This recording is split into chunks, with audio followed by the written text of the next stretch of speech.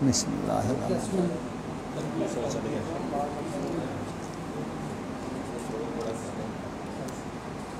ہاں جی لگ گیا چلو الحمدللہ.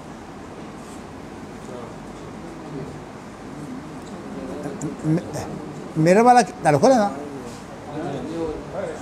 نہیں نہیں یہ اپنے کو رکھ بلکہ اتنے میرے کو بیٹھ جا.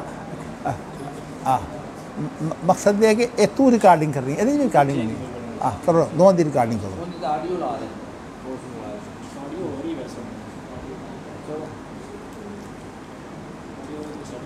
تو جی بسم اللہ الرحمن الرحیم.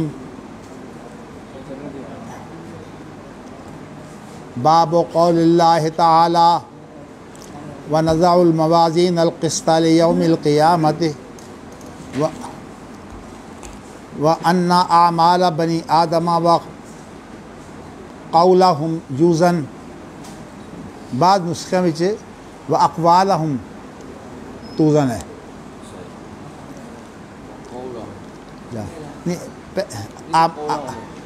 ایسے ساڈے کو قول ہے اعمال بھی جمع ہے نا اس طرح واقوالہم توزن. وقال مجاہد القسطاس العدل بالرومیت ویقال القسط مصدر المقسط وهو العادل واما القاسط فهو الجائر. حدثنا احمد بن اشکاب حدثنا محمد بن فضیل عن عمارة بن القعقاع عن ابی زرعة عن ابی ہریرة رضی اللہ عنہ قال قال النبی صلی اللہ علیہ وسلم کلمتان حبیبتان الی الرحمن خفیفتان علی اللسان ثقیلتان فی المیزان سبحان اللہ وبحمدہ سبحان اللہ العظیم.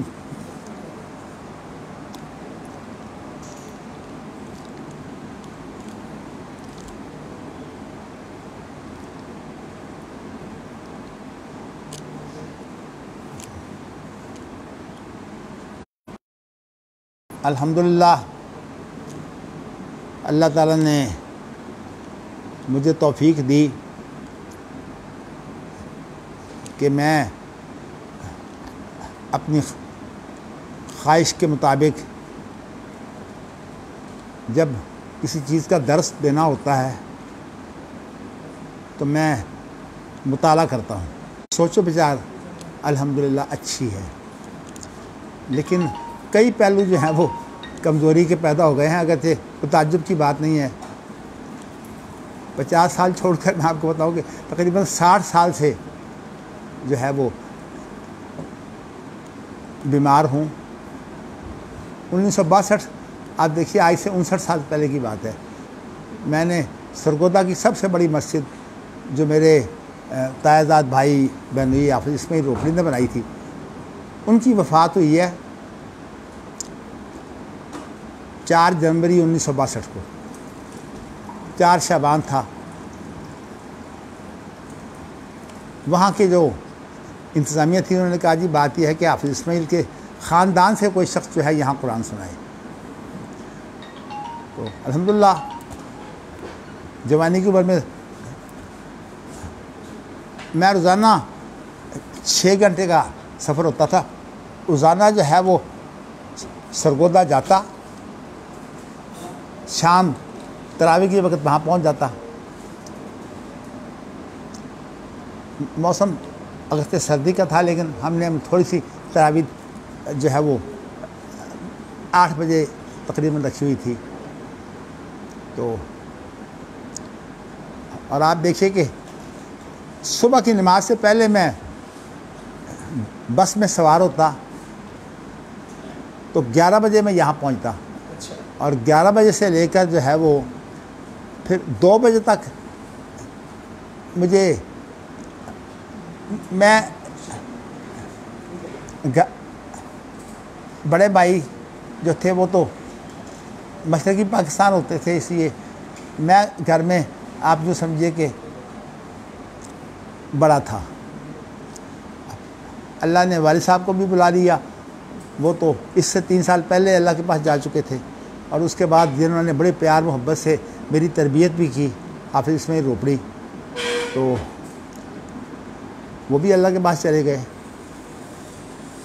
تو اس لیے یہ جتنے بھی کام ہوتے ہیں نا دفاتر کے ادھر ادھر کے سیٹلمنٹ، یہ جتنے بھی لوگ مہاجرین ہیں، امرتسر کے مہاجر ہیں نا، تو جتنے بھی مہاجرین ہیں ان کے بڑے مسائل تھے، تو وہ مجھے روزانہ 11 بجے سے لے کر 2 بجے تک میں دفاتر میں، اور 2 بجے میں پھر سوار ہو جاتا بس پر، اور وہاں میں 8 بجے پہنچ جاتا. اور اللہ کا شکر ہے کہ یادداشت ایسی تھی، اگر پورا مہینہ میں نہ دیکھوں تو تراویح میں پڑھا لیتا تھا. تو مگر دیکھیے اللہ نے سب کچھ دکھا دیا ہے کہ اب صورت آ رہی ہے کہ آپ کے سامنے ہے، میں کیا آپ کو بتاؤں. تو لیکن انسان جو ہے وہ بجائے اس کے کہ اپنی کمزوریاں جو ہے ان پر وہ غم کرے، اللہ کی نعمتیں دیکھے. اس لیے کہ من نعمرہ ننکسہ فی الخلق، جس کو اللہ عمر دیتے ہیں تو اس کی رضا پر بڑا مطمئن ہوں. وہ اس لیے کہ اگر مجھ میں یہ کمزوریاں نہ ہوں تو جو نعمت اللہ نے دی ہوئی ہے نا، میں شاید کسی تکبر میں پڑ جاؤں. میں اس وقت بیان نہیں کرنا چاہتا مجھ سے جو حادثے ہوتے ہیں، تھوڑی سی بات پر لوگ کتنے فن خواہ بن جاتے ہیں. مجھے اللہ کا شکر ہے کہ اس وجہ سے بہت کچھ کنٹرول میں رہتا ہوں، الحمدللہ رب العالمین. چلیے، میں نے آپ کو یہ بات اصل میں جو سنائی ہے وہ اس لیے سنائی ہے کہ استادوں کی جو تربیت، خاص طور پر والد تو پوری کوشش کرتے ہیں نا کہ کسی طرح بیٹا جو ہے وہ میرے مزاج کے مطابق ہو، جس کو وہ بہترین سمجھتے ہیں. تو والد صاحب کا مزاج جو ہے وہ یہ نہیں تھا فلاں یہ کہتا ہے، فلاں یہ کہتا ہے، فلاں یہ کہتا ہے، بلکہ وہ اس سے چڑھا کرتے تھے. کہتے تھے کہ عوام کے سامنے ایک دفعہ اختلافات پیدا کر کے اس کے بعد پھر آپ تطبیق دیتے ہیں، یہ صرف ذہنی انتشار ہے. اب سیدھی سی بات ہے کہ انتشار جو علماء کے لیے ہوتا ہے، اس کے اندر آپ تطبیق دیکھ کر جو حاصل معنی ہے اور جو خلاصہ ہے وہ سمجھائے کسی کو. یہ ان کا ویسے مزاج تھا. اور اللہ کا شکر ہے کہ ویسے بھی اپنی تدریس میں، اپنے خطبے میں وہ کبھی یہ نہیں ہوتا تھا کوئی ادھر کی بات پکڑ لی. ایک بات شروع ہوئی ہے جیسے کہ بس کتاب لکھنی ہو، ترتیب وار خطبہ بھی دے دینا. تو میری تربیت تو یہ ہوئی ہے. باقی اللہ تعالیٰ میری اصلاح کرے. کوئی انسان بھی کامل تو نہیں ہوتا. میں نے اس لیے بات کہی ہے کہ میں نے کہا آخری باب ہے تو اس کے لیے ذرا بھرپور مطالعہ کر لیتا ہوں. اس میں جو عام طور پر کتابیں ہمارے پاکستان میں لکھی گئی ہیں، بعض لوگوں کی بات کرتا ہوں، اتنا اختلافات کی بھرمار جمع کر دی ہے ہر چیز کے اندر. اس کا معنی پتہ کیا ہے کہ یہ کتاب آپ نے پھر صرف اپنا علم جو ہے آپ نے دکھا دیا ہے. تو اس لیے اصل بات جو ہے وہ یادداشت علم کی حفاظت کے لیے تو بڑی عمدہ ہے، لیکن یہ نہیں ہے کہ آپ اپنی یادداشتیں جو ہیں ان کا مظاہرہ کریں. حالانکہ اصل جو چیز ہے نا وہ وعی ہے. وعی میں نے آپ کو بتایا تھا نا کہ دادا کی دعا، یا اللہ میری اولاد کو جو ہے قرآن کا حافظ اور محافظ بنا دے. وعی کے اندر یہ حافظ اور محافظ دونوں معنی ہیں. محافظ کہتے ہیں جو اس پر عملی اعتبار سے بھی جو ہے وہ اس پر عمل پیرا ہو، اور یہ چیز یعنی وعی، وعا کہتے ہیں برتن کو. برتن کیا کرتا ہے؟ ایک چیز کو اس طرح اکٹھا کر لیتا ہے. تو یہ مطلب یہ ہے کہ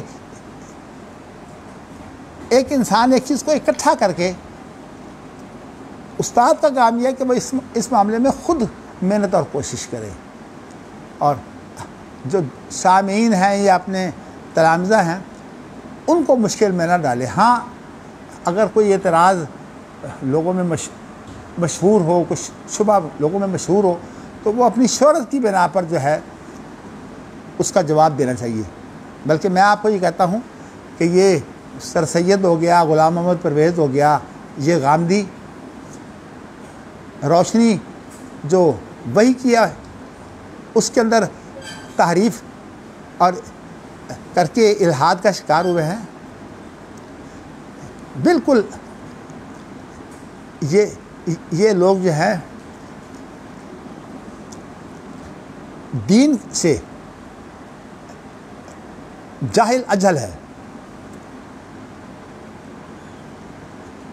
لیکن جب عوام ان کے پیچھے لگتے ہیں، اس لیے کہ انہوں نے حق نہیں بیان کرنا ہوتا ہے، انہوں نے تو دیکھنا ہوتا ہے کہ بھی ہمیں یہ سپر قوتیں جو ہیں جن کے ہم ایجنٹ ہیں وہ کیسے خوش ہوتی ہیں. ہر وہ چیز جو فساد کی ہے وہ انہوں نے بیان کرنا ہوتی ہے. میں صرف آپ کو غامدی کی ایک مثال دے دیتا ہوں. غامدی کہتا ہے کہ جی دہشت گردی، اس کے نزدیک تو ساری دہشت گرد ہے، لیکن جو بہت بڑی مصیبت ہے نا جو اس نے ڈالی ہے وہ یہ ڈالی ہے کہ یہ جو فلسطینی ہے نا یہ بڑے دہشت گرد ہیں. کیوں کہ بیت المقدس جو ہے یہ یہود کا قبلہ ہے. آپ کا قبلہ بیت اللہ ہے، آپ اپنے قبلے کو سنبھالیں، ان کا قبلہ کیوں چھینتے ہیں؟ تو اس پر اب جو ہے وہ یہ مسئلہ پیدا ہو گیا. جب مسئلہ پیدا ہو جاتا ہے، اسی طرح غلام احمد پرویز نے اور سر سید نے ان لوگوں نے مسائل پیدا کیے ہیں، لیکن یہ نہیں ہے کہ ہم جو ہے وہ تمام ان کے فلسفیانہ افکار کا جو ہے فلسفے سے رد شروع کر دیں. مختصر سے مختصر صورت میں یہ ہے کہ جو ان کی شبہات ہیں نا اس کا بہت ہی جواب جو ہے وہ مختصر ہونا چاہیے، جو کم از کم جو مخلص لوگ ہیں ان کو مطمئن کر دیں. باقی جن کے اندر اخلاص نہیں ہے وہ تو کبھی مطمئن ہوتے ہی نہیں. تو میں اس لیے اس تمہید کے بعد آپ کو یہ بتانا چاہتا ہوں کہ موازین میزان کی جمع ہے، میزان ترازو کو کہتے ہیں، اور قسط جو ہے اس کے معنی انصاف کے ہیں. قیامت کے دن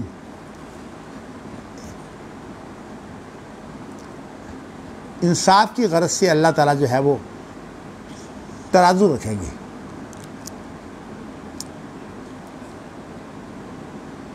نہیں لیوم القیامہ جو ہے یہ آپ یوں سمجھیے کہ انصاف جو ہے وہ قیامت کے دن کے لیے ہوگا.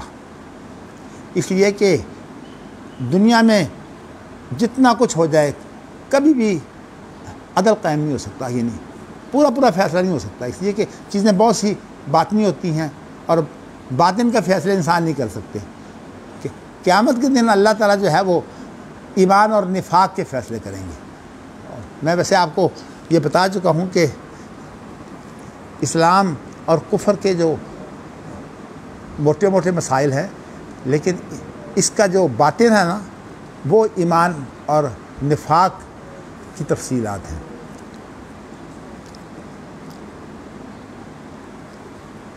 اللہ تعالیٰ جو ہیں وہ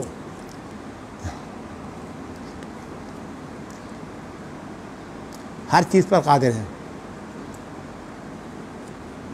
قرآن کریم میں یہ تصریح موجود ہے، یوم نختم علی افواہہم وتکلمنا ایدیہم وتشہد ارجلہم بما کانوا یکسبون، کہ اللہ تعالیٰ جو ہیں وہ منہ بند کر دیں گے اور یہ ہاتھ پاؤں جو ہے نا یہ جو ہے یہ بولنا شروع کریں گے. اس لیے کہ انسان جو ہے جب جو حرکتیں کرتا ہے، چل کر جاتا ہے کہیں، یہ ہاتھ پاؤں کا کام ہے.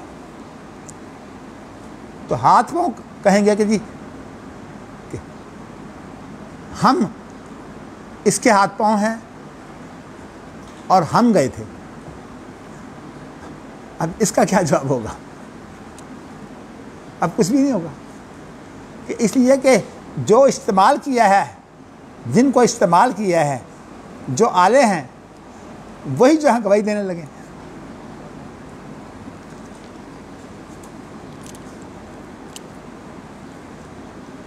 میں نے یہ آپ کو بات اس لیے بتائی ہے کہ اللہ ہر چیز پر قادر ہے.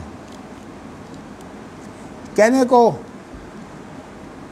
یہ آپ کے علم میں ہے کہ انسان کی ایک ذات ہے اور پھر اس کے بعد اپنے اعمال کے اعتبار سے، اپنے حیثیت کے اعتبار سے انسان ایک شخص ہے. شخص جو ہے وہ ایک اس کی حیثیت ہوتی ہے، اسٹیٹس جسے کہتے ہیں.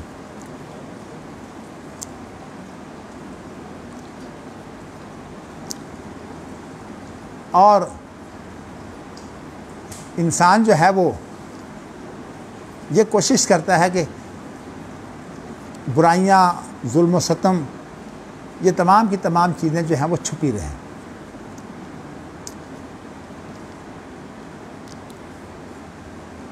اللہ تعالیٰ نے، میں نے یہ آپ کو ایک آیت اس لیے پڑھ دی ہے کہ تاکہ آپ کو اندازہ ہو کہ اللہ تعالیٰ وہ جو ہمارے ہاتھ پاؤں کے کیے ہوئے اعمال ہیں ان کو ایک شکل جو ہے وہ دیں گے. کیونکہ مخلوق ہے، اللہ کے بارے میں تو جسم کا لفظ ہم استعمال نہیں کرتے، لیکن مخلوق کے بارے میں ان کی یہ جسم بن جائیں گے. جیسے کہ آپ دیکھ رہے ہیں کہ زبان بند اور ہاتھ پاؤں جو ہے وہ بول رہے ہیں، یہ جسم بن جائیں گے. اور جب یہ اللہ کے لیے یہ قوت موجود ہے کہ اللہ جو ہے وہ کسی اس چیز کو جو کسی کے ساتھ منسلک ہوتی ہے اسے الگ کر کے الگ جسم بنا دے. اب جیسے دیکھیے نا، یہ ہاتھ پاؤں انسان کے اندر ہیں، انسان کی اعضاء ہیں، اس کے ارکان ہیں. اب یہ کہ اب انسان سے الگ ہو کر اس کے خلاف وحی دے رہے ہیں. حالانکہ جہنم میں اسی جسم نے جانا ہے جس میں ہاتھ پاؤں بھی ہوں گے. تو اس لیے میں نے آپ کو یہ بتایا ہے کہ اس کے بارے میں کوئی اشکال اس لیے نہیں پیدا ہونا چاہیے کہ اللہ ہر چیز پر قادر ہے. اور دوسری بات میں نے آپ کو یہ بتانی ہے کہ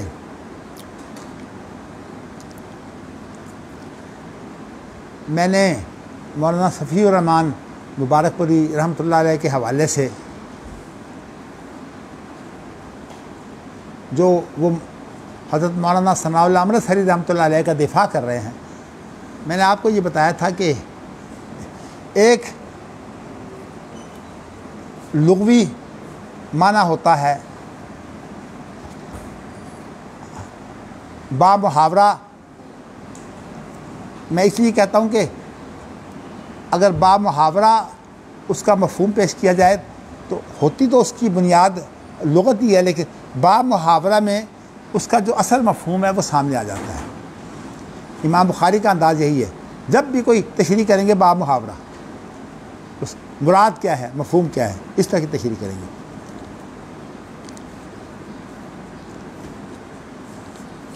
تو میں نے آپ کو یہ بتایا ہوا ہے کہ ایک مفہوم تو وہ ہے جو ہم عربی زبان کے اعتبار سے مراد لیتے ہیں. ایک مفہوم یہ ہے کہ اس کے ساتھ ساتھ کچھ اور لوازمات ہوں یا لوازمات نہ ہوں، کچھ متعلقات ہوں، وہ اضافی چیز ہوتی ہے. مثال کے طور پر اللہ عرش پر جو ہیں وہ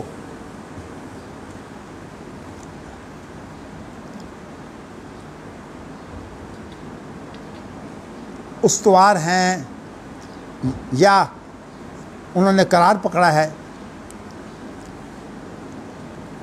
یہ سارے جو معنی ہیں یہ کیے جاتے ہیں. لیکن اس کے ساتھ جب کوئی حکمران دنیا کے اندر حکمرانی کرتا ہے تو اس کا بھی ایک عرش ہوتا ہے، تخت، اس کا ایک تخت ہوتا ہے، اور یہ تخت جو ہے یہ بڑی قیمتی چیز ہے. آج کل ایک بڑی تکلیف جو ہے ملکہ برطانیہ کو یہ ہے کہ ملکہ برطانیہ کا ایک مجسمہ جو ہے وہ کہیں موجود ہے. یونیورسٹیوں کے طلبہ جو ہے وہ مظاہرے کر رہے ہیں کہ یہ خاندان ہم پر سوار اتنا مقدس بنا ہوا ہے. یہ خاندان کرتا کچھ بھی نہیں، اس لیے کہ نظام تو ان کا سارا جو ہے وہ وزیر اعظم کے ذریعہ سے جو ہے وہ چلتا ہے. یہ تو خالی نام ہی ہے، صرف تقدس. وہ کہہ رہے ہیں کہ اس کا مجسمہ بھی ہٹا دیا جائے اور اس خاندان میں سے کسی کا مجسمہ جو ہے وہ اب نہ رہے. مطلب ان کا یہ ہے کہ ہم کم از کم اس خاندان کی غلامی جو ذہناً غلامی ہے وہ ہم اس سے آزاد ہو جائیں. لیکن ماشاءاللہ ہم بڑے جو ہیں وہ وفادار ہیں. یہ جو حکمران ہوتا ہے اس کے لیے لفظ ایک استعمال ہوتا ہے، آپ نے بھی بڑا سنا ہے، والی.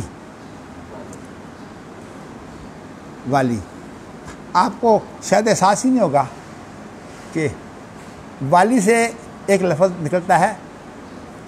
والی تو ہوتا ہے نا حکمرانی کرنے والا، اس کی جو حکمرانی کا سارا منصب جو اختیارات اور اس کی جو کارکردگی ہوتی ہے اس کو بولتے ہیں ولایا. ولایا ولایا بھی ہے، تھوڑا سا ہی فرق ہے، لیکن اس وقت میں اس فرق میں نہیں پڑتا. ہمارے ہاں جو ہے وہ ابھی تک ایک لفظ جو ہے وہ چلتا ہے. آپ جا کر پوچھتے ہیں کہ یہ چیز جو ہے جو ولایتی ہے کہ دیسی؟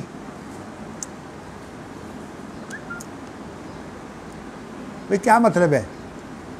آپ کیا پوچھ رہے ہیں؟ آپ اصل میں یہ پوچھ رہے ہیں کہ یہ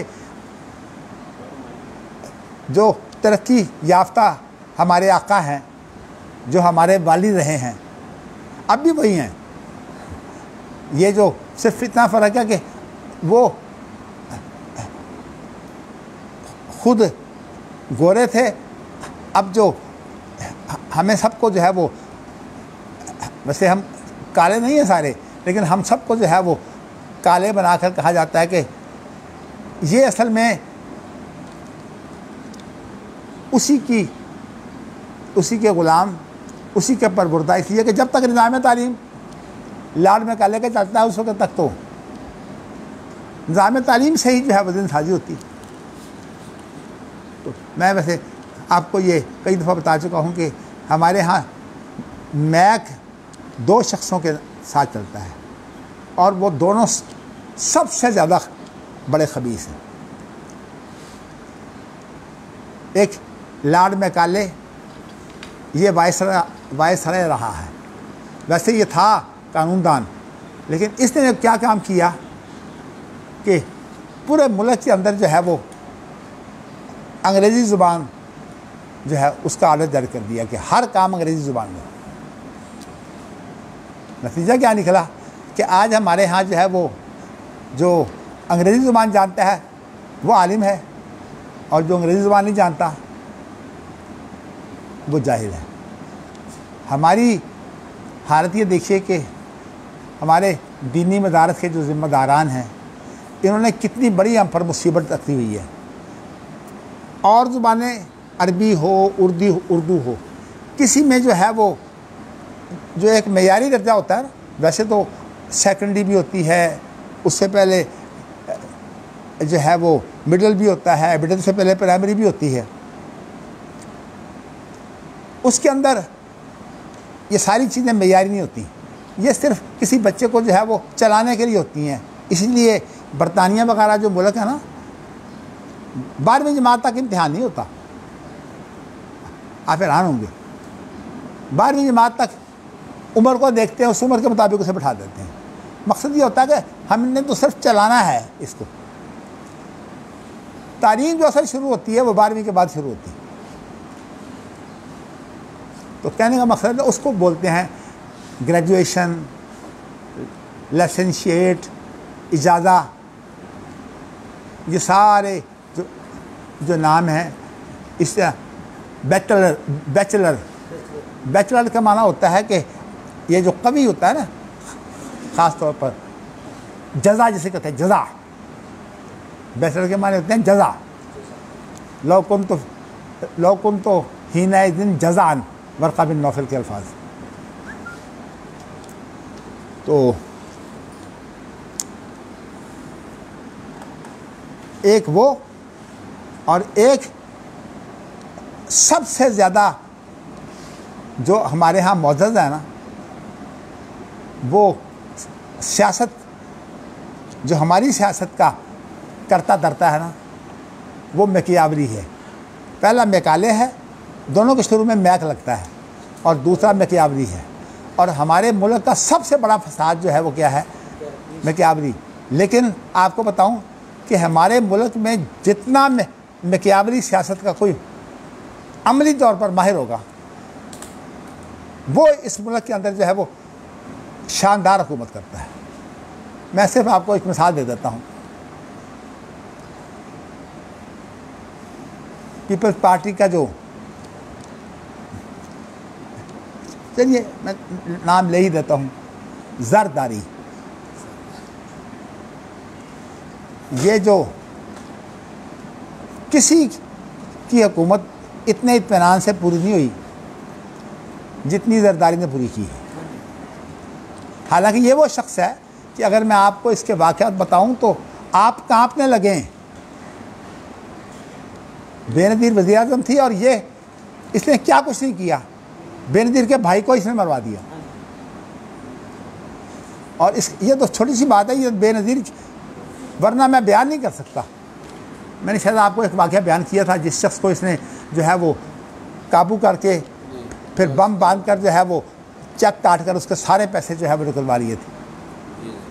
وہ کیس بھی ہے، باقاعدہ ہی کیس ہے، لیکن صدر ہونے کی وجہ سے سارے کچھ معاف کرا گیا. تو میرا کہنے کا مقصد یہ ہے کہ سب سے زیادہ ناکام اس سیاست میں کون ہے؟ جو سچ بولے، جو دھوکہ اور فریب نہ کرے، وہ سب سے زیادہ ناکام ہے. تو میں صرف اتنی بات بیان کر کے میں اپنے سبق کی طرف آتا ہوں. آپ کو شاید علم ہے کہ ضیاء الحق نے ہمارے ساتھ کیا نیکی کی تھی، علماء دین کے ساتھ، کہ ان کی جو آخری سند ہے اس کو ایم اے اسلامیات اور عربی کے برابر تدریس کی غرض سے یا ریسرچ کی غرض سے، ایم فل اور پی ایچ ڈی کی غرض سے تسلیم کیا اور کروایا. میرے پاس سارے نوٹس، 19 یونیورسٹیاں، ان کو حکم ضیاء اللہ کا جاری ہوا تھا. پنجاب یونیورسٹی، بڑی بڑی یونیورسٹیاں، تمام نے جو ہے وہ اس کو تسلیم کیا.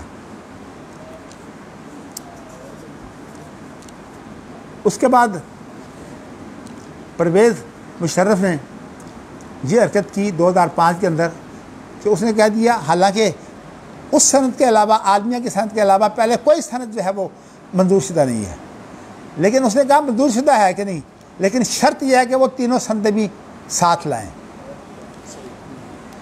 اچھا، اب وہ تینوں سندیں جو ہیں جب وہ بھی ساتھ لائیں، منظور شدہ ہے نہیں وہ. اب اس کے بعد ہمارے ان نمائندوں نے، جو وفاقوں کے نمائندے کہلاتے ہیں، میں نام نہیں لیتا، انہوں نے ہمارے ساتھ جو بہت بڑا ظلم کیا وہ کیا. دیکھو نا، صورتحال یہ ہے کہ انگریزی پڑھو تو علم، اگر عربی پڑھو تو جہالت.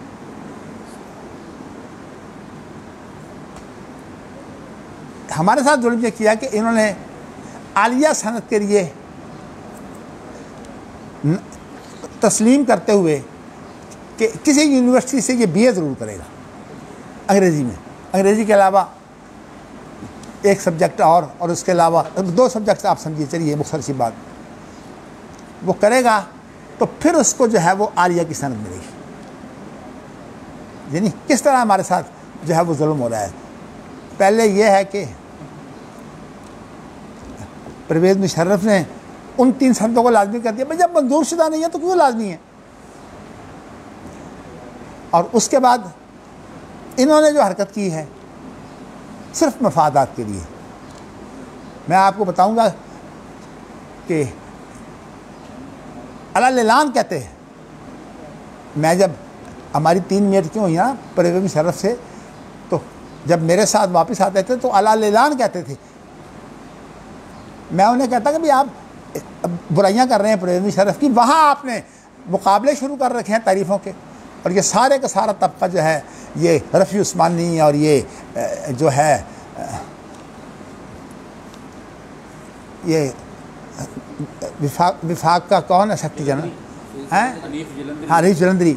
میں کہتا ہوں کہ میں حیران ان کے منہ کی طرف دیکھتا تھا. تو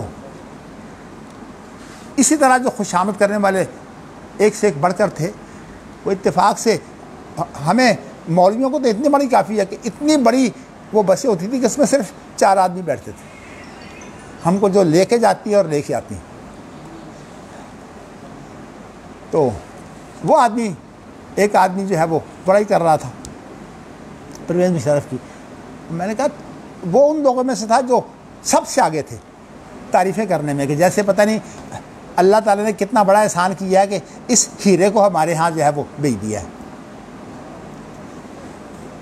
تو مجھے کہتا ہے کہ ہم یہاں جو ہیں وہ مشورے کے لیے نہیں آتے، ہم اپنے کاموں کے لیے آتے ہیں. ہمارے کام اس وقت ہوں گے جب ہم جو ہے وہ اس طرح کی تعریفیں کریں گے، خوش آمدیں کریں گے. بات نہیں، میں بتاؤں کہ میرے سامنے ان لوگوں کا اقرار ہے. تو انہوں نے ہمارے ساتھ کیا زیادتی کی ہے، یہ ہم سے پوچھے بغیر ان لوگوں نے جو ہے وہ سند عالیہ کے لیے، شہادہ عالیہ کے لیے جو ہے وہ انگریزی کی BA جو ہے وہ مان لی اور دستخط کر دیے. ان ساروں کے دستخط ہیں، حنیف جلندی کے بھی، یاسین ظفر صاحب کے بھی. میں اس لیے کہ یہ حنیف جلندی تو خیر ویسے ہی سب کا سربراہ بنا ہوا ہے، یاسین ظفر صاحب ہمارے وفاق الوزارت سلفیہ کے ہیڈ ہیں. تو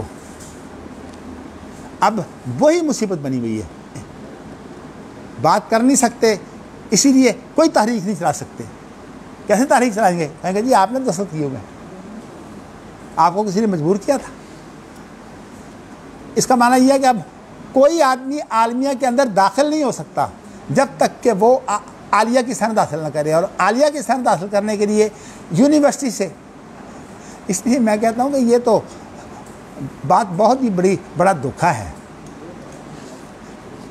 کہ یونیورسٹی کی آپ مخالفت کرتے ہیں. اللہ کیا آپ تو عالمیہ کا امتحان نہیں دے سکتے، سند نہیں حاصل کر سکتی جب تک کہ آپ کسی یونیورسٹی سے جو ہے، چارٹر یونیورسٹی سے جو ہے وہ آپ BA نہ کریں. تو کہنے کا مقصد یہ ہے کہ یہ ہمارے ساتھ ظلم ہوا ہے. اور اس کے بعد عامہ اور خاصہ کے لیے کیا ہوا ہے؟ عامہ اور خاصہ ان دونوں کی سند ہماری معتبر نہیں ہے. ایک انہوں نے وفاقی بورڈ بنا دیا ہے، سیکنڈری بورڈ ہوتے ہیں نا، انہوں نے ایک وفاقی سطح پر یعنی پورے پاکستان کی سطح پر ایک وفاقی بورڈ بنا دیا ہے. سند اتھارٹی وہ ہوگی، لیکن انہوں نے صرف دھوکہ دینے کے لیے کام کیا ہے کہ بھئی بات یہ ہے کہ یہ جو اس کے اندر تو پورے کے پورے وہ مضمون موجود ہیں جو میٹرک اور FA کے ہیں، لازمی مضمون. لیکن اگر کوئی مدارس جو ہیں وہ اضافی مضمون پڑھانا چاہتے ہیں اس کا امتحان وہ لے لیا کریں. یہ دھوکہ ہے اصل میں. بھئی جب پورے کے پورے کسی کو کیا ضرورت ہے کہ سند لینے کے لیے جو ہے وہ اضافی مضمونوں کا امتحان دے. لیکن یہ اس لیے وفاقوں کے جو ذمہ دار ہیں وہ یہ کام کر رہے ہیں تاکہ جو ہے وہ لوگوں کو دھوکہ دیں کہ جی کہ ہماری ساری سندیں منظور ہیں. اور میں نے آپ کو بتایا یہی وجہ ہے کہ ابھی تک تو خیر گنجائش موجود ہے. کہتے ہیں کہ اس سال ختم ہو جائے گی یہی جو BA اور MA پرائیویٹ. کسی کو کیا ضرورت ہے جب پرائیویٹ یونیورسٹیوں میں BA ہو رہا ہے؟ کیا ضرورت ہے خام خواہ وفاقوں کے چکر میں؟ وفاقوں کا مسئلہ تو سند کا ہے نا. وفاق اور تو کچھ بھی نہیں کرتے, پڑھاتے تو وہ نہیں ہے, خالی سب نہیں انہوں نے دینی. میں نے آپ کو اسی بتایا کہ چونکہ ہمارے ہاں ہمارے عام علماء قانونی ذہن نہیں رکھتے, اس لیے بالکل جو ہے وہ ان چیزوں کو نہ سمجھتے ہیں نہ غور و فکر کرتے ہیں. چلیے میں آپ کو جو ہے وہ ایک بات اور کر کے آگے بڑھتا ہوں. یہ جو ہے نا بات وزن کی, میں نے آپ کو ایک مثال تو دے دی ہے, لیکن میں ذرا ہمارا جو اپنا معاشرہ ہے یا معاصر ماحول جو ہے, اس کی روشنی میں آپ کو میں کچھ چیزیں بتاتا ہوں. آپ کو جو ہے وہ شاید علم ہو کہ یہ ہمارا جو ہماری آنکھ دیکھتی ہے نا, ہماری آنکھ جو ہے جب دیکھتی ہے تو وہ جسے دیکھتی ہے اس کی پوری تصویر جو ہے نا وہ آنکھ کے اندر جاتی ہے. کہاں جاتی ہے؟ ہمارا یہ جو کرنیا ہے نا آنکھ کے, یہ جو درمیان میں کالا سا ہے, اس کے پیچھے ایک پردہ ہوتا ہے. یہ تصویر جو ہے وہاں جا کر بنتی ہے. یہ جو ہے نا دور کی نظر, قریب کی نظر, اس کے اندر جو زاویہ جو بنتا ہے, زاویہ, وہ زاویہ اصل میں آگے پیچھے ہوتا ہے. تو اس وجہ سے جو شیشہ لگتا ہے وہ زاویہ کو متوازن کر کے جو ہے مدد کرتا ہے. تو میں بتائیں, اچھا اس کے اندر ایک اور بیماری ہے, وہ یہ ہے کہ سفید موتیہ تو عام لوگوں کو ہوتا ہے, ایک کالا موتیہ ہوتا ہے. کالا موتیہ جو ہے وہ یہ ہوتا ہے کہ آپ کو پتہ ہے کہ یہ باریک باریک رگیں ہوتی ہیں, ان کو انگریزی زبان میں وین کہتے ہیں, وین. یہ بہت زیادہ رگیں ہیں ہماری آنکھوں کے پیچھے. تو وہ وینز جو ہیں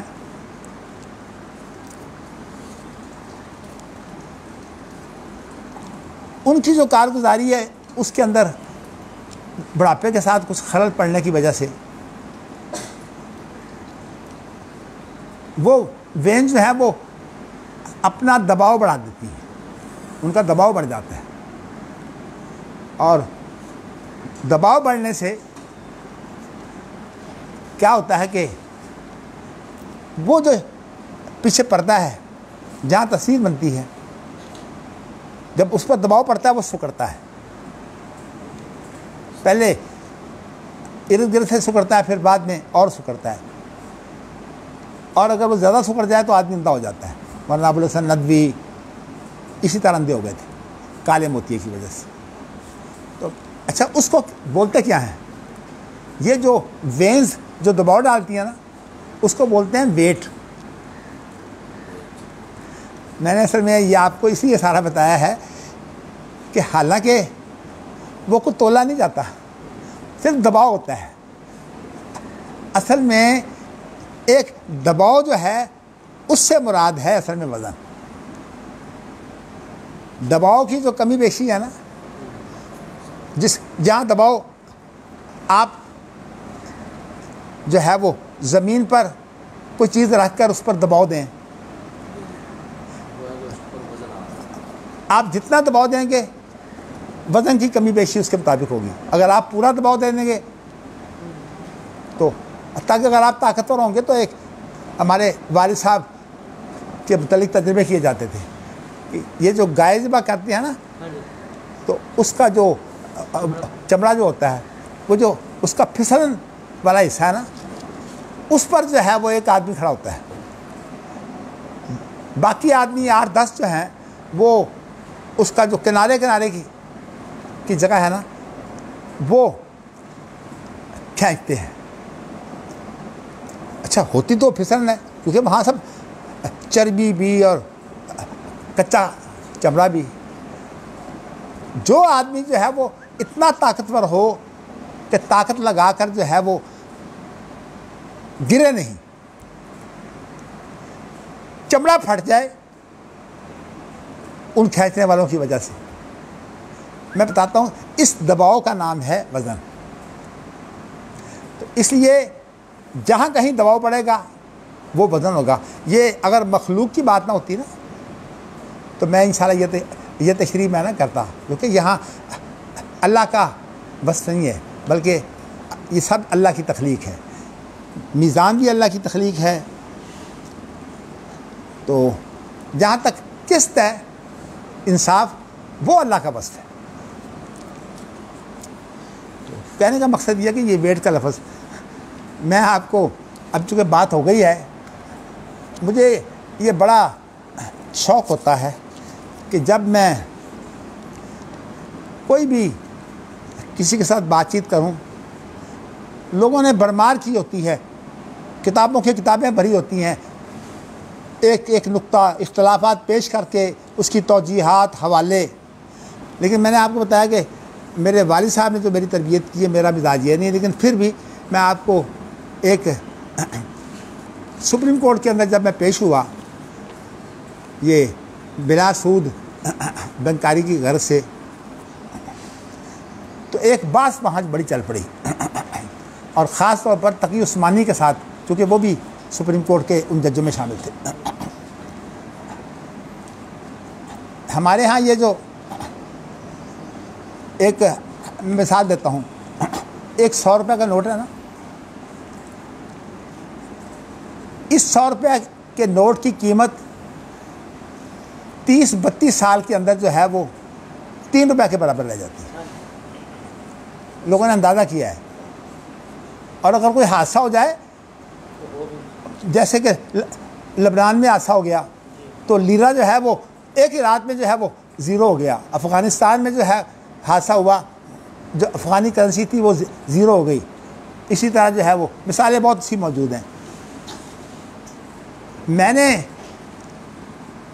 اس کے بارے میں کہ نوٹ کی ایک قیمت ہوتی ہے ظاہری، اس کو بولتے ہیں فیس، یعنی فیس ویلیو، مطلب ہے ظاہری طور پر یہ 100 کا نوٹ ہے، فیس کا معنی جو چہرہ جو ہے، لیکن ایک لفظ ہے ریئل ویلیو، حقیقی۔ وہ کیا ہوتی ہے کہ مثال کے طور پر 100 روپے کا نوٹ آج سے 33 سال پہلے جو ہے، اگر آپ چلیے 33 سال بعد کی بات کر لیتے ہیں، 33 سال بعد جو ہے وہ 3 روپے کے برابر ہوگا، تقریباً 3 روپے کے برابر۔ تو اس کا معنی یہ ہے کہ اگر کوئی قرضہ 30 سال کے بعد ادا ہو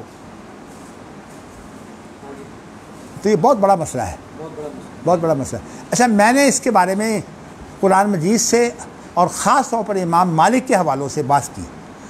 تقی عثمانی جو تھے وہ عالم دین تھے، پریشان ہو گئے جب میں نے زوردار بات کی، یہ حوالے دے دے کر، ان کے تصور میں بھی نہیں تھا کہ یہ شخص یہ کام ایسا کرے گا۔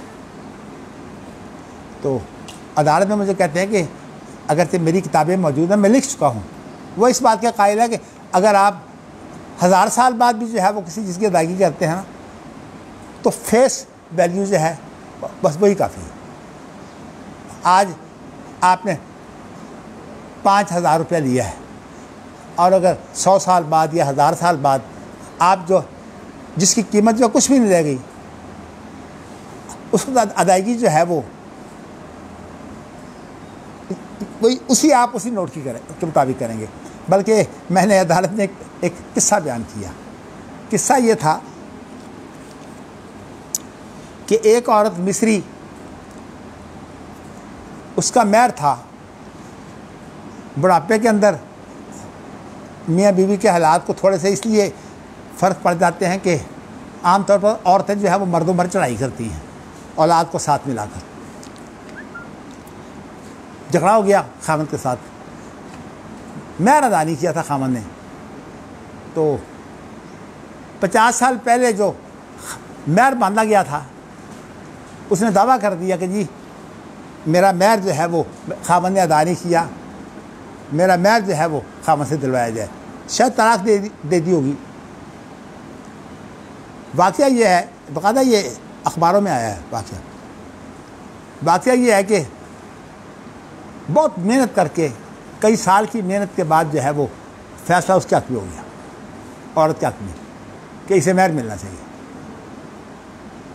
اب میں آپ کو بتانا چاہتا ہوں ہوا کیا، اس نے مہر لے کر ٹیکسی کرائی اور وہ سارے کا سارا جو اسے ملا تھا نا عدالت سے وہ ٹیکسی والے کو دے دیا کرایہ۔ میں نے یہ واقعہ بیان کیا تو خاصی جو ہے وہ مطلب ہے مذاق بن گیا۔ یہ منیر شیخ اور وجیہ الدین جو ہے نا یہ مجھ سے بہت زیادہ متاثر ہوئے، یہ دونوں بھی اسی میں موجود تھے، اس لیے وجیہ الدین نے اپنے فیصلے میں کئی جگہ جو ہے میرا حوالہ دیا ہے۔ چلیے، لیکن تقی عثمانی صاحب نے جب دیکھا کہ یہ سارے متاثر ہو گئے تو کہتے ہیں جی میں انشاءاللہ تعالیٰ، مدنی صاحب یہ نہ سمجھیے گا کہ میں نے جو کتابیں لکھ دی ہیں چونکہ میں یہ لکھ چکا ہوں، میں انشاءاللہ آپ کے دلائل پر غور کروں گا، لیکن نہیں، جب فیصلہ کیا تو ہو بہو وہی ہے جو اس کا اپنا ذہن تھا۔ میں آپ کو اس لیے بتانا چاہتا ہوں، اب یہ ایک میں نے آپ کو لفظ بتایا ایک فیس ویلیو۔ اب آپ دیکھیے، ویسے ایک بہت بڑا شیخ الاسلام ہے، 2 شیخ الاسلام ہیں ہمارے ملک میں، تیسرا ایک بن رہا ہے ویسے، ہاں جی، ایک شیخ الاسلام ہے طاہر القادری، یہ پہلا ہے، یہ پہلا شیخ الاسلام ہے، اس کے بعد تقی عثمانی شیخ الاسلام ہے۔ چلیے باقی جب بن جائے گا پھر اس کا بھی آپ کو بتا دیں گے۔ تو ساتھی بناتے ہیں ہم، آپ کو بنا دیتے ہیں۔ چھوڑے یار، مجھے اللہ پناہ دے، میں آپ کو پھر بتاؤں گا، اس کے بعد دوسری طرف چلی جائے گی۔ میں شیخ الاسلام بن چکا ہوں، نہیں ایسے نہیں بنا، آپ نے پھر دیکھیے نا بات، میں چاہتا ہوں سبق کی طرف۔ میرے ساتھ ایک ایسا واقعہ ہو چکا ہے، میں لائن میں لگا ہوا تھا، لائنوں میں، تو میں نے شیروانی بھی پہنی ہوئی تھی، ٹوپی بھی پہنی ہوئی تھی، یہ ذرا معتبر لباس ہوتا ہے، تو وہ جو ہوتے ہیں نا نگرانی کرنے والے، میں اپنی شرافت کی وجہ سے ایک لائن کے اندر پیچھے تھا۔ ایک آدمی جو ہے وہ جو نگرانی کرتے ہیں، کسی کو پیچھے کر دیتے ہیں، کسی کو آگے کر دیتے ہیں، وہ آیا میرے پاس، مجھے کہتا ہے رو اول یا شیخ الاسلام، حالانکہ میرا سسر کو تعارف ہی نہیں تھا، کوئی تعارف نہیں ہے، مجھے جانتا ہی نہیں ہے۔ عرب سے؟ ہاں عرب سے کہا، ہاں، ان دونوں کو طرف سے نہیں کہا۔ اب آپ نے اس میں بات چھیڑ دی ہے تو چلیے، یہ بھی ایک تاریخی واقعہ اس لیے ہے، حالانکہ میں نہیں اپنے آپ کو کچھ بھی سمجھتا، اللہ مجھے معاف کرے، مجھے اللہ تعالیٰ اپنے عاجز بندوں میں شامل کرے۔ چلیے جی، میں نے آپ کو یہ بتایا ہے کہ یہ فیس ویلیو اور ریئل ویلیو کے اندر جو ہے وہ اصل جو بات ہے وہ کیا ہے، یہ اصل میں ایک حقیقت ہوتی ہے، اور حقیقت جو ہے وہ وزن ہوتا ہے، وہ وزن ہوتا ہے، یعنی اگر جو ہے وہ وزن کم ہو جائے تو ویلیو کم ہو جاتی ہے۔ اس کے لیے ویسے ایک انگریزی زبان کا، چونکہ ججوں کے سامنے اگر انگریزی بولی جائے تو مروب ہو جاتے ہیں، ایک میں نے انگریزی شعر پڑھا، وہ شعر یہ تھا، money has functions four means measure standard store. اس کا ترجمہ یہ ہے کہ یہ جو ہوتی ہے نا ہماری کرنسی جو ہے، اس کو منی کہتے ہیں۔ منی کے 4 فنکشن ہیں، ایک یہ ذریعہ تبادلہ ہوگا نا، آپ نے جو ہے وہ یہ چیز خریدی، وہ ذریعہ تبادلہ ہے، مینز کہتے ہیں ذرائع کو، جو کرنسی ہے یہ تبادلے کا ذرائع کے طور پر استعمال ہوتی ہے۔ میئر اس کی جو ہے وہ پیمائش، یعنی مقدار، اس کی مقدار، اسٹینڈرڈ کا معنی اس کا معیار، اسٹور کہ وہ جمع بھی کی جا سکتی۔ یہ اگر 4 چیزیں ہونا تو پھر منی ہوتی ہے۔ میں نے اصل میں یہ ساری چیزیں جو آپ کو وزن کو سمجھانے کے لیے یہ آپ کو مثالیں دی ہیں. تو کہنے کا مقصد اصل میں یہ ہے کہ اس کے بارے میں جو بات چل رہی تھی وہ یہ تھی کہ ایک ہوتا ہے کسی کا بنیادی محاورہ جس کو ہم عرف کہتے ہیں، اور ایک ہوتا ہے اس کے دیگر استعمالات.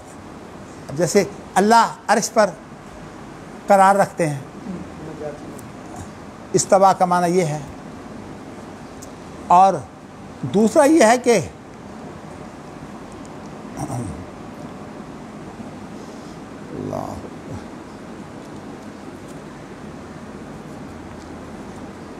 اللہ عرش کے ذریعہ سے اس کائنات پر حکومت کر رہے ہیں. عرش کے ذریعہ سے نہیں، بلکہ جو عرش کے پاؤں کی جگہ ہے، عرش کے پاؤں کی جگہ کرسی، وسع کرسی السماوات والارض. اللہ نے اس کائنات کو جو ہے وہ حقیر بتانے کے لیے کہا ہے کہ اللہ کی کرسی جو عرش کے پاؤں کی جگہ ہے اس کے نیچے بھی یہ پوری کائنات ہے. تو میں نے آپ کو یہ بتانا ہے کہ یہ دو معنی ہیں. اگر آپ جو اس کا با محاورہ مفہوم ہے پہلا وہ مانتے ہیں، اس کے بعد آپ 10 معنی اور پیدا کریں، کوئی حرج نہیں ہے. اگر آپ اس کو نہیں مانتے پھر یہ وہ تعویل ہے جو حرام ہے. اختلاف اصل میں یہ ہے، میں نے آپ کو یہ بات اس لیے بتائی ہے کہ تازہ السام پڑھیے، اس کے اندر ایک بڑی اہم بات آ گئی ہے. 2 عالم ہیں ہمارے چوٹی کے معروف شیخ الحدیث، جنہوں نے کچھ 30 سال 40 سال 50 سال پڑھایا ہے، مولانا عبید اللہ عفیف اور حافظ عبدالسلام بٹوی. عبید اللہ عفیف صاحب نے مضمون لکھا ہے کہ یہ جو قرآن مجید میں جگہ جگہ آتا ہے کہ وَهُوَ مَعَكُمْ، اللہ تمہارے ساتھ ہے، أَيْنَمَا تَكُونُوا، نہیں وہ تو خیر اور بات ہے کہ مَا مِن نَجْوَىٰ ثَلَاثَةٍ إِلَّا هُوَ رَابِعُهُمْ وَلَا خَمْسَةٍ إِلَّا هُوَ مَعَكُمْ. یہ سارے الفاظ جو ہیں یہ جو ہے یہ اس کے معنی کیا ہیں؟ عبید اللہ عفیف صاحب نے جو ہے وہ بات کی گہرائی تک نہیں پہنچ سکے، حالانکہ پتہ نہیں کتاب التوحید انہوں نے شاید 50 دفعہ پڑھائی ہو، لیکن اللہ نے ہمیں موقع دیا ہوا ہے کہ مجھے اس کی پرواہ کوئی نہیں ہے کہ اس میں دن کتنے لگتے ہیں، انہوں نے ختم کرنی ہوتی ہے، اس لیے میں ان کی طرف سے ادھر پیش کرتا ہوں. لیکن ایک بات ضرور ہے کہ جب انہوں نے یہ مضمون لکھا تو جو السام کے اندر کام کرنے والے لوگ ہیں جن کا ذوق ہے کچھ تھوڑا سا علمی، انہوں نے اسی مسئلے کے لیے جو ہے وہ حافظ عبدالسلام بٹوی کی تفسیر نکال لی. انہوں نے ایک جگہ پر جو ہے اسی معیت کا جو مسئلہ ہے نا اس کے اوپر بڑی اچھی بات کی ہے. السام کے اندر انہوں نے کیا کام کیا کہ مولانا عبید اللہ عفیف کا مضمون دے کر اس کے بعد حافظ عبدالسلام بٹوی کی تفسیر میں سے وہ ساری بات جو ہے وہ دے دی. اب دونوں آ گئے ہیں. میں انشاءاللہ آپ کو کسی وقت درس میں سمجھاؤں گا کہ ویسے یہ ٹھیک ہے کہ حافظ عبدالسلام بٹوی عبید اللہ عفیف صاحب سے کافی بہتر ہیں، یہ اللہ کی دین ہے، حالانکہ وہ عمر کے کافی بڑے ہیں ان سے، لیکن اس کے باوجود بھی میں اس پر تو آپ کو صرف یہ بتا دیتا ہوں کہ یہ میت کا موضوع ایسا ہے جس میں شیخ ابن باز اور شیخ محمد صالح عثیمین کا جو ہے وہ اختلاف، مگر آج میں نہیں بیان کروں گا. یہ انشاءاللہ جب اس موضوع پر جو ہے وہ آپ کو بات کروں گا اس وقت میں بیان کروں گا کہ وہ اختلاف کیا ہے، اور انشاءاللہ اس اختلاف کے بعد جو ہے وہ ہم بھی کوشش کریں گے کہ اس کے بارے میں کچھ لکھیں. دیکھیے اللہ توفیق دے. ابھی تو ماشاءاللہ ہمارے پہلوان صاحب جو ہیں وہ ایک اور مضمون میں پھنسے ہوئے ہیں. چلیے جی یہ بات ہو گئی قسط مصدر. ایک بات میں آپ کو یہ بار بار بتاؤں کہ یہاں تو یہ بات نہیں ہے، یہ جتنے بھی نحو کے امام ہیں، یہ صرف کے جو امام ہیں یہ امام بخاری، امام احمد بن حنبل وغیرہ کے ہم اثر لوگ ہیں تقریباً. اس لیے آج کے لوگ جو ہے وہ تو جو اصطلاحات متاخرین نے بالکل الگ الگ کر دی ہیں ان اصطلاحات کا خیال رکھتے ہیں. امام احمد بن حنبل ہوں یا امام بخاری ہوں یا امام مالک ہوں، یہ لوگ جو ہیں وہ ایک جو حاصل ہوتا ہے نا وہ بتا دیتے ہیں، لیکن جو ہے وہ تھوڑا بہت وہ جو ہماری جدید اصطلاحات ہیں نا ان کی بجائے اس کا حاصل مفہوم جو ہے بتا دیتے ہیں. لیکن یہاں وہ بات نہیں ہے. ویسے یہ میں اس لیے کہ میں نے آپ کو یہ پہلے بتائی ہوئی ہے بات. تو امام بخاری کہتے ہیں کہ یہ جو عدل کا لفظ ہے، قسطاس کا جو لفظ ہے، یہ رومی زبان میں، رومی سے مراد یہ تمام آپ کو پتہ ہے نا، یہ شمال میں جتنے بھی لوگ تھے نا، شمال مغرب میں، یہ تمام کے تمام جو ہے وہ رومی کہلاتے تھے. تو ہرقل کی حکومت تھی. ان کی زبان میں جو عدل ہے، قسطاس کے معنی ہیں عدل کے، اور کہتے ہیں کہ یہ بھی کہا جاتا ہے کہ قسط مصدر ہے، اور جو مقسط ہے قرآن مجید میں قسط کا لفظ بھی آیا ہے، مقسط کا بھی لفظ آیا ہے. وَهُوَ الْعَادِلُ وَأَمَّا الْقَاسِطُ فَهُوَ الْجَائِرُ. یہ تینوں لفظ قرآن مجید میں آئے ہیں. امام بخاری کی عادت ہے کہ قرآن مجید کے الفاظ کی جو ہے وہ ایک مراد بتا جاتے ہیں. قسط مصدر ہے، مقسط جو ہے یہ اسم فاعل ہے، اور قاسط جو ہے اس کے معنی جائر کے ہیں. کیا مطلب ہے کہ اگر آپ جو ہے وہ باب افعال سے لیں تو اس کے معنی انصاف کے ہوتے ہیں، اور اگر آپ جو ہے وہ ثلاثی مجرد سے لیں تو اس کے ایک مشہور معنی جو ہیں وہ ظلم کے ہیں، ظلم کے، زیادتی کے، اپنی حد سے بڑھ جانے کے معنی ہیں. لیکن میں آج یہ سمجھتا ہوں کہ میں کل انشاءاللہ تعالیٰ اپنے اس سبق کو ختم کروں گا، تاکہ بات جو ہے وہ جو بیان کرنی ہے وہ بہت کم وہاں جانا ہوتا ہے. اور وہ کیا ہے، اسلامی دنیا کا وہ انتہائی مغرب ہے. اس کا نام جو ہے وہ کیا ہے، مراکش. مراکش نہیں، مراکش جو ہے اس کا نام ہے، ہم لیتے ہیں، لیکن وہاں مراکش ایک شہر ہے. جو ہے وہ اپنے آپ کو امیر المومنین کراتا ہے. پوری دنیا میں صرف امیر المومنین ایک ہے، یا ملا عمر تھے، اللہ ان کو غری کرامت کرے، لیکن وہ تو مسلمان ہے نا، ان کو تو تباہ کر دیا، تورا بورا بنا دیا ان کا. تو مقصد یہ ہے کہ وہ امیر المومنین کراتے ہیں، اور عام لوگ ان کو کہتے ہیں مولانا، مولانا امیر المومنین. مولانا میں ہمارے یہ مولا ہیں. تو میں آپ کو جو ہے وہ یہ بات بتانا چاہتا ہوں کہ میں نے دو چیزیں وہاں عجیب دیکھی، اور بھی بہت کچھ دیکھا عجیب جو عام دنیا میں نہیں ہے. ایک میں نے یہ دیکھا کہ وہاں 27ویں رات کو جب قرآن مجید کا ختم ہوا بادشاہ کے محل میں، تو بخاری کو بھی ختم کیا گیا. روز پڑھتے تھے مجھے میں وہاں جو ختم ہوا ہے نا 27ویں وہ رات کو ہوا ہے. میں نے اس سے فائدہ یہ اٹھایا کہ ایک بہت خوبصورت بخاری چھپی تھی، جس کے ساتھ وہ کہتے ہیں نا یہ جو چمکنے والی چیزیں ہوتی ہیں اس کے ادھر لگا دی جاتی ہیں. ہاں، دارالسلام میں ہی بہت خوبصورت بخاری چھاپی ہوئی تھی شادی بیاہوں کے سلسلے میں. میں نے اس کا نسخہ لیا اور بادشاہ کو تحفہ میں دیا. ایک اور چیز بھی دی، بادشاہ نے مجھے باقاعدہ شکریہ کا خط لکھا. وہ خط میرے پاس ابھی تک محفوظ ہے. میں بتانا ہی چاہتا ہوں.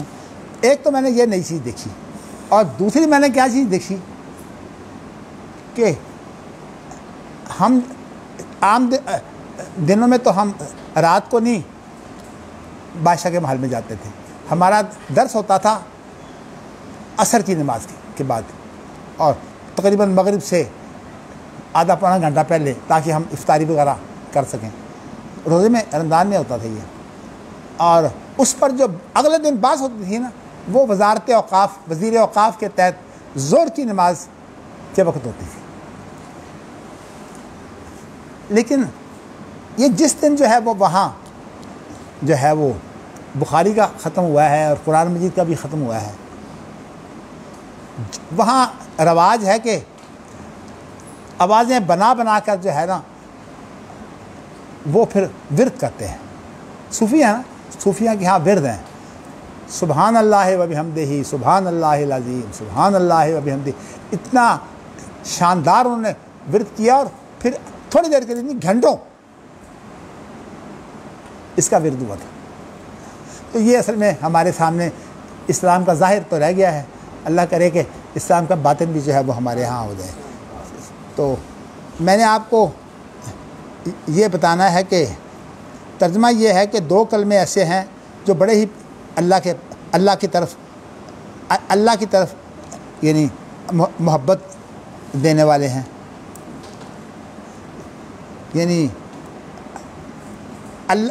اللہ کی طرف سے پسندیدگی جو ہے وہ اللہ کو محبوب ہے۔ جی، اللہ کو محبوب ہے۔